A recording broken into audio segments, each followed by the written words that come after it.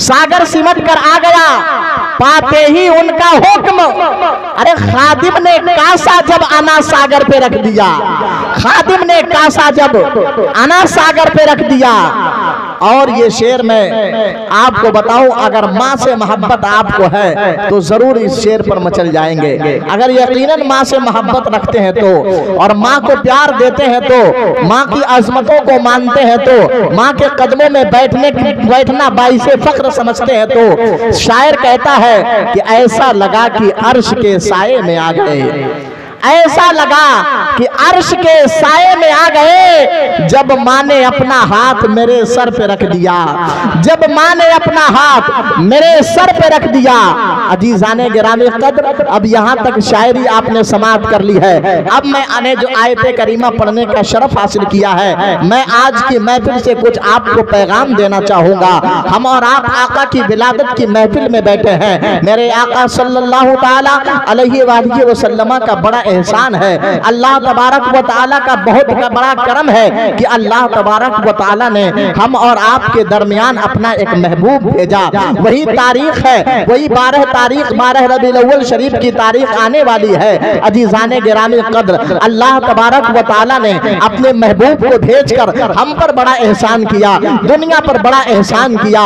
एहसान क्या है आप जरा सुने, वो एहसान क्या है हम और आप जरा मुलाहिजा करें। आज हम और आप मस्जिदों से दूर, हम और आप मदरसों से दूर, आका करीम की बातों से दूर, नबी के इरशादात से दूर, उनके फरमुदात से दूर, लेकिन आओ मैं तुम्हें सबक देना चाहूंगा कि उस मदीने वाले का एहसान कितना है। अगर वो मदीने वाला ना आता तो आज हम चैनो सुकून की जिंदगी न बसर करते। अगर वो मदीने वाला ना आता तो हमारी माएँ महफूज न होती, हमारी बेटियां महफूज न होती। वो मदीने वाले का एहसान है कि आज हम चैनो सुकून की जिंदगी बसर कर रहे हैं, हमारी माँ बहनें महफूज है। उसी मदीने वाले का करम है कि हम और आपको जिंदगी मिली है, उसी मदीने वाले का एहसान है। वरना अजीजाने गिरामी कद्र, अल्लाह तबारक व तआला ने फरमाया अगर महबूब को भेजना मकसूद न होता तो मैं अपनी रबूबियत को भी जाहिर नहीं करता। अजीजाने गिरामी कद्र, अंदाजा करो वो महबूब इस दुनिया में नहीं आया था, इस दुनिया का हाल क्या था। लोग गुनाहों में जिंदगी बसर करते थे, माँ बहन बेटियों का कोई वकार नहीं था। आप बारहा ये बात सुन चुके हैं, लेकिन मैं जो पैगाम देना चाहता हूँ अजीजाने गिरामी कद्र, वो पैगाम सुने। आप बहुत सुनते रहते हैं कि अजीजाने गिरामी कद्र कि मेरे आका तशरीफ नहीं लाए थे, बेटियों को जिंदा दफन किया जाता था। मेरे आका तशरीफ नहीं लाए थे, भाई भाई का दुश्मन बना हुआ था, कबीला कबीले का दुश्मन बना हुआ था, खानदान खानदान का दुश्मन बना हुआ था। शराब पी करके लोग फख्र महसूस करते थे, आवारगी करते थे और फख्र महसूस करते थे, जुआ खेलते थे, फख्र महसूस करते थे, शराब पीते थे, फख्र महसूस करते थे, चोरी करते थे, फख्र महसूस करते थे, ज़िना करते थे, फख्र महसूस करते थे। लेकिन अजीज़ाने गिरामी कद्र, मैं आपको और सबक बताना चाहूंगा। मेरे आका इस दुनिया में तशरीफ नहीं लाए थे। औरत तो औरत है, बच्ची तो बच्ची है। अगर किसी के घर में कमजोर बच्चा पैदा हो जाता था, वही माँ जिस माँ ने 9 महीना अपने शिकम में रख करके और उसको पाला था, वही माँ उस कमजोर बच्चे को अपने सीने से लगाती थी और पहाड़ की चोटी पर पहुंचती थी और पहाड़ के चोटी पर ले जा करके अपने बच्चे को फेंक देती थी और कहती थी, सबक देती थी कि सुनो, कमजोरों को दुनिया में जीने का हक नहीं है, बेवाओं को दुनिया में जीने का हक नहीं है, गरीबों को दुनिया में जीने का हक नहीं है, लागरों कमजोर को दुनिया में जीने का हक नहीं है। लेकिन अजीजाने गिरामी कद्र, मेरा महबूब आया है तो सबको जिंदगी दे रहा है। मेरा महबूब आया है तो औरतों की अजमतों को बढ़ा रहा है। मेरा महबूब आया है तो बेटियों के वकार को बता रहा है। मेरे आका तशरीफ नहीं लाए थे, लोग बेटियों को जिंदा दफन कर देते थे। लेकिन मैं आपसे पूछना चाहता हूँ, रसूल पाक सल्लल्लाहु अलैहि वसल्लम अभी इस दुनिया में तशरीफ नहीं लाए थे तो बेटियों को जिंदा दफन किया जाता था। आज जरा दिल पे हाथ रख करके सोचे कि रसूल पाक सल्लल्लाहु अलैहि वसल्लम की विलादत न हुई थी तो लोग बच्चियों को दुनिया में आने के बाद मारते थे। लेकिन आज हमारा जमीर कितना गंदा हो गया है, आज हमारा जमीर कितना परंपरा गंदा हो चुका है कि पहले बेटियां दुनिया में आने के बाद मारी जाती थी, लेकिन आज हम माँ के शिकम में ही मार देते हैं। आज हम माँ के शिकम में ही मार देते हैं, उसे दुनिया में आने नहीं देते हैं। इसकी वजह क्या है? हम और आप अगर हमारे यहाँ लगातार पैदर पे बच्चियां पैदा होना शुरू हो जाती है तो बाप को बड़ी फिक्र लाहिक होती है कि मेरा तो कोई औलाद ही नहीं है, हमारे घर तो बच्चियां ही पैदा हो रही हैं। वो फौरन डॉक्टर के पास पहुंचता है और अपने बेबी का अल्ट्रासाउंड कराता है और देखता है कि हमारे बेबी के शिकम में जो मेरी अमानत पल रही है वो बच्चा है या बच्ची है। अगर बच्चा होता है तो बंदा बड़ा खुश होता है, और अगर बच्ची होती है तो दवाओं के जरिए से उसको खत्म कर दिया जाता है, इंजेक्शन के जरिए से उसको खत्म कर दिया जाता है। मेरे भाइयों जरा सोचो कितनी दरिंदगी में अपनी जिंदगी गुजार रहे हैं। पहले के जमाने में ये तमाम बुराइयां पाई जाती थी तो रसूल पाक की विलादत से पहले का जो जमाना था, तारीख के अंदर मुअर्रिखीन ने उस जमाने को जमाने जाहिलियत कहा था और जमाने जाहिलियत के नाम से याद करते थे। लेकिन अजीजाने गिरामी कद अंदाजा करो, अगर वही तमाम बुराइयां आज पाई जा रही है तो आज का दौर तरक्की का दौर है नहीं, बल्कि मुझे कहने दो, अगर ये तमाम बुराइयां रसूल पाक की विलादत से पहले पाई जाती थी तो उस जमाने को जमाने जाहिलियत कहा जाता था, तो आज का ये जमाना भी जमाने जाहिलियत से कम नहीं है। तभी तो बरेली के ताजदार ने पुकार करके कहा, वो अंधेरे ही भले थे कि कदम राह पे थे, रोशनी लाई है मंजिल से बहुत दूर। नारे तकबीर, नारे रिसालत, सरकार की आमद, सरकार की आमद, जश्न ईद मिलादुन नबी, जश्न ईद मिलादुन नबी, उलमाए अहले सुन्नत, नारे तकबीर, नारे रिसालत। अजीजाने गिरामी कद्र, रसूल पाक सल्लल्लाहु ताला अलैहि वसल्लम की विलादत न हुई थी और तो दुनिया बड़ी तंगो तारीख में अपनी जिंदगी बसर कर रही थी। मेरे आका सल्लल्लाहु ताला अलैहि वसल्लम तशरीफ लाए और आका करीम सल्लल्लाहु ताला अलैहि वसल्लम की विलादत से पहले बच्चियों को जिंदा दफन कर दिया जाता था। ये तारीख आप सुने कि जब किसी का बाप दुनिया से चला जाता था तो वही बच्चा अपने माँ के गले में रस्सी बांध करके बाजार में ले जाकर के उस माँ को बेच देता था।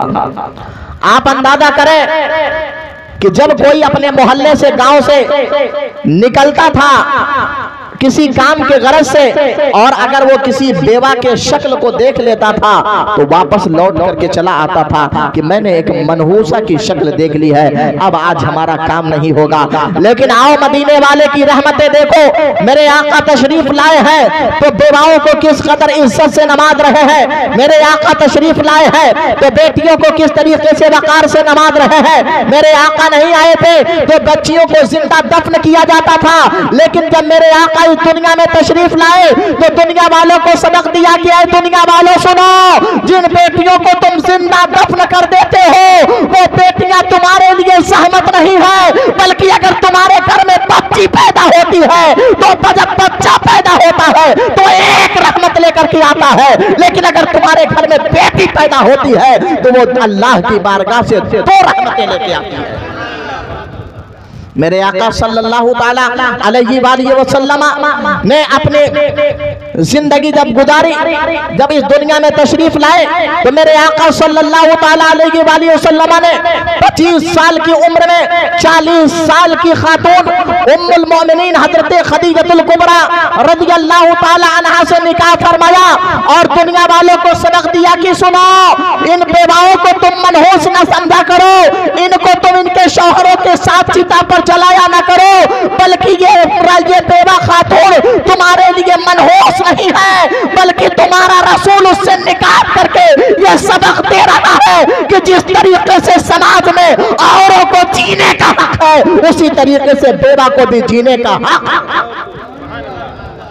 अजीज़ाने गिरामी क़द्र, रसूल पाक सल्लल्लाहु ताला अलैहि वसल्लम तशरीफ नहीं लाए हैं। ये बेटियों को जिंदा दफन किया जा रहा है। बेटा माँ के साथ ज़िना कर रहा है, भाई बहन के साथ ज़िनाकारी में मुब्तला है। लेकिन मेरे आका की बारगाह, मेरे आका सल्लल्लाहु ताला अलैहि वसल्लम तशरीफ ला रहे हैं, सबको इज्जत से नमाज रहे हैं, सबको वकार से नमाज रहे हैं। अजीज़ाने गिरामी क़द्र, यतीमों का कोई हक लोग छीन लिया करते थे, यतीमों का हक मार लिया करते थे, बेवाओं को मनहूस समझते थे। लेकिन अजीज़ाने गिरामी क़द्र, जब बेटियों को जिंदा दफन किया जाने लगा तो बेटियां जब अल्लाह की बारगाह में फरियाद करने लगी कि ऐ परवरदिगार आलम, ऐ चौथे तबक्के खालिक व मालिक, हम कब तक जमीन में यूं ही गाने जाते रहेंगे? क्या हमें जीने का हक नहीं है? बेवाएं जब अल्लाह की बारगाह में फरियाद करना शुरू कर देती है कि ऐ मालिक व मौला, क्या हमारी जिंदगी अजीरन होकर के रह जाएगी?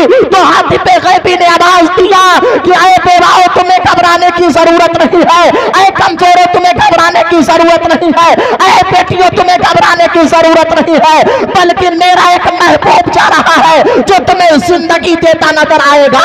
और वो मेरा महबूब है। क्या लोगों, अब तुम्हें बेटियों को गाला नहीं जाएगा, अब बेवाओं को मनहूस नहीं समझा जाएगा, बल्कि मेरा रसूल, मेरा महबूब अब गालने वाले सालिम बाप का पंजा तोड़ने वाला मोहम्मद रसूलुल्लाह आ गया है। अब बेटियों को जिंदा दफन नहीं किया जाएगा, बल्कि इन बच्चियों को बाई से रहमत समझा जाएगा। अजीज़ाने गिरामी क़द्र, तो आप बताएं कि हम सब पर मदीने वाले का एहसान है कि नहीं? हम मदीने वाले का कितना करम है हम सब पर। लेकिन मैंने जिस आयत करीमा की तिलावत की है, मैं आपको मिलाद पर सबूत देने के लिए नहीं, बल्कि मिलाद जो मानते हैं वो मानते रहेंगे, और जो नहीं मानते हैं चाहे जितना मनाया जाए वो मानने वाले नहीं हैं। अजीज़ाने गिरामी क़द्र, तो जरूरत इस बात की नहीं है कि हम उनको बैठा करके उनको दलील देते रहें, बल्कि हम अपने किरदार को संभालें। मैंने जिस आयत करीमा की तिलावत की है, अल्लाह तबारक व तआला ने फरमाया, लक़द कान लकुम फी रसूलिल्लाहि उस्वतुन हसना, कि ऐ लोगों, रसूल पाक जो जिसकी मिलाद में हम और आप सब बैठे हैं, अल्लाह ने फरमाया कि ऐ लोगों, रसूल की मुक़द्दस जिंदगी तुम्हारे लिए दस्तूर हयात है, तुम्हारे लिए नमूने अमल है। हम और आप रसूल को मानते हैं कि नहीं मानते हैं? हम उन पर ईमान रखते हैं, हम उन पर जान देने के लिए तैयार हैं, हम उनसे इस कदर मोहब्बत करते हैं कि हम उन पर अपने बाप की मोहब्बत भी कुर्बान कर देते हैं, हम अपनी माँ की मोहब्बत भी कुर्बान कर देते हैं। लेकिन अजीज़ाने गिरामी क़द्र, अल्लाह ने फरमाया कि ऐ लोगों, रसूल पाक की मुक़द्दस जिंदगी तुम्हारे लिए रोल मॉडल है, उन्हीं की जिंदगी तुम्हारे लिए आइडियल है, तुम रसूल पाक की मुक़द्दस जिंदगी अपनाओ। मैं आपको आज की इस महफिल से सबक देना चाहूंगा, मेरे भाइयों, रसूल पाक की मुक़द्दस जिंदगी अपनाओ, रसूल पाक की मुक़द्दस जिंदगी जानो, रसूल पाक की मुक़द्दस जिंदगी पढ़ो, इन उलमा के करीब हो जाओ और रसूल पाक की मुक़द्दस जिंदगी उलमा से सुनो कि मेरे रसूल की जिंदगी क्या थी, मेरे रसूल का तरीका क्या था, मेरे रसूल का दस्तूर हयात क्या था। इसी में हमारी और आपकी सबकी कामयाबी है। अगर हम और आप अपने जिंदगी को अल्लाह और उसके रसूल के फरमान के मुताबिक गुजारना चाहते हैं, अपनी जिंदगी को भी आबाद करना चाहते हैं और अपने आखिरत को भी बनाना चाहते हैं, तो ऐ लोगों, किसी दुनियादार की जिंदगी को अपना तर्ज अमल ना बनाओ, किसी दुनियादार की जिंदगी को ना देखो, बल्कि अहमद मुख्तार की जिंदगी को देखो, रसूल पाक के मुकद्दस कैरेक्टर को अपनाओ। मेरी माँ बहनें भी सुन रही हैं, मैं उन माँ बहनों से भी कहूंगा, ऐ मेरी माँ बहनों, तुम भी अपने बेटियों को हजरत फातिमा की मुकद्दस जिंदगी सुनाया करो। मैं आपको दर्स देना चाहूंगा, रसूल पाक की मुकद्दस जिंदगी सुने, फिर हम और आप अंदाजा करें कि आज हम और आप किस तरीके से अपनी जिंदगी बसर कर रहे हैं और आज हम कहाँ हैं और हमारा मुआशरा कहाँ है। हम और आपने रसूल पाक की मुकद्दस जिंदगी को फरामोश कर दिया, हमने रसूल पाक के किरदार को फरामोश कर दिया। यही वजह है कि आज हम परेशान रहते हैं, यही वजह है कि आज हम मुसीबतों में मुब्तला रहते हैं, यही वजह है कि आज तंगदस्ती में जिंदगी बसर कर रहे हैं। अल्लाह ने फरमाया कि सुनो, तुम्हारे लिए रसूल पाक की मुकद्दस जिंदगी आइडियल है। अब अल्लाह के रसूल की मुकद्दस जिंदगी सुनो कि मेरे नबी जो इस 12वीं तारीख में आए हैं, वो आने वाला नबी कितना मोहतरम है, वो आने वाला नबी कैसा है, उसका किरदार कैसा है, उसका कैरेक्टर कैसा है, उस नबी का इखलाक कितना बुलंद है, उस नबी का इखलाक कितना पाकीज़ा है। मगर आपको मैं बताना चाहूंगा कि दुनिया के कौमों ने जब तक अल्लाह के रसूल का किरदार अपनाया और जैसे जैसे सुन्नते मुस्तफविया पर वो अमल करना शुरू कर दिए, वैसे वैसे वो तरक्की करने लगे। और जैसे जैसे मुसलमान अल्लाह के रसूल का किरदार भुलाते चले गए, वैसे वैसे हम और आप तनज़्ज़ुली के शिकार हो गए। मेरे मुस्तफा का किरदार हमारे लिए दस्तूरे हयात है। ऐ लोगों, तुम किसी दुनिया के फिल्म के एक्टर को देख करके अपनी जिंदगी ना बनाओ, बल्कि तुम रसूल पाक की मुकद्दस जिंदगी देखो कि अल्लाह के रसूल की मुकद्दस जिंदगी क्या है। अल्लाह के रसूल सल्लल्लाहु ताला अलैहि वसल्लम का मुकद्दस किरदार देखो। आज हम और आपने दुनिया को देख करके अपना लिबास बदल लिया। आज हम और आपको टोपी पहनने में शर्म आती है, आज हमको दाढ़ी रखने में हया आती है। आज लोग दाढ़ी इसलिए नहीं रखते कि लोग कहते हैं कि लोग क्या कहेंगे कि फला बूढ़ा हो गया। मेरे भाइयों, क्या बूढ़े पर दाढ़ी रखना जरूरी है? मैंने अपने रसूल पाक के किरदार को पढ़ा है, हमने रसूल पाक की मुकद्दस जिंदगी जानने की कोशिश की है। तो आए लोगों, रसूल पाक की मुकद्दस जिंदगी अपनाओ। किसी को देख करके अपना शर्ट न बदलो, किसी के किरदार को देख करके अपनी तहजीब को न बदलो। आज हमारे मुआशरे का बच्चा दुनियादार को देख करके, किसी फिल्म के हीरो को देख करके अपना जिंदगी बदल रहा है, अपने बाल की कटिंग को बदल रहा है, अपने पहनने के वाले लिबास को बदल रहा है, चलने का अंदाज बदल रहा है। आज हमारी माँ बहनें भी किसी हीरोइन को देख करके अपनी जिंदगी को बदल रही है। लेकिन मैं आपको सबक देना चाहूंगा, ऐ मेरी माँ बहनों, तुम भी सुनो और मेरे भाइयों तुम भी सुनो। अगर तुम दुनिया में कामयाबी चाहते हो और अल्लाह और रसूल से मोहब्बत करते हो, तो किसी दुनिया को देख करके अपने तहजीब को न बदलो, किसी दुनिया को देख कर, दुनियादार को देख करके अपने किरदार को न बदलो। मगर अगर बदलना चाहते हो तो मुस्तफा के किरदार को देखो और अपने किरदार को मुस्तफा के किरदार की तरह बना लो, अपने जिंदगी को नबी की जिंदगी की तरह बना लो, अपने दस्तूरे हयात को नबी के दस्तूरे हयात की तरह बना लो। यकीन जानो कि तुम्हारी दुनिया भी कामयाब होगी और तुम्हारा आखिरत भी बनता नजर आएगा।